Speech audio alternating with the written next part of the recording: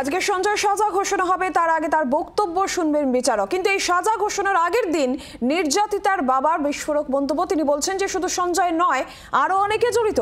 2 মাস ধরে শুনানি চলেছে, সবাই সাক্ষী দিয়েছে, এরপর মহামান্য আদালত যে শাস্তি দেবে বুঝেই দেবে।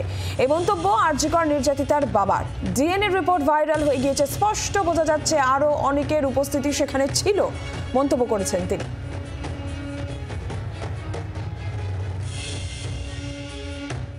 2 মাস ধরে শুনানি চলেছে, সবাই সাক্ষী দিয়েছে, সিবিআই তার বিভিন্ন প্রমাণ প্রেস করেছে কোর্টে, এবং কিছু কিছু যে আমরাও কোশ্চেন রেখেছি কোর্টের সামনে যে সঞ্জয় নয় আরও অনেকে জড়িত, এই সমস্ত কোশ্চেন রেখেছি। কোর্ট সমস্ত দিক বিচার করে কোর্ট যেটা ভালো বুঝবে, যে শাস্তি সঞ্জয়ের প্রাপ্য অবশ্যই দেবে।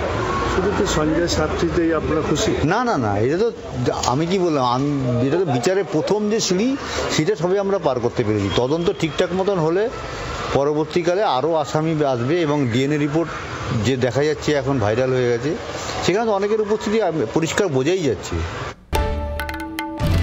বাংলার আওয়াজ, বাঙালির আবেগ, জি 24 ঘন্টা।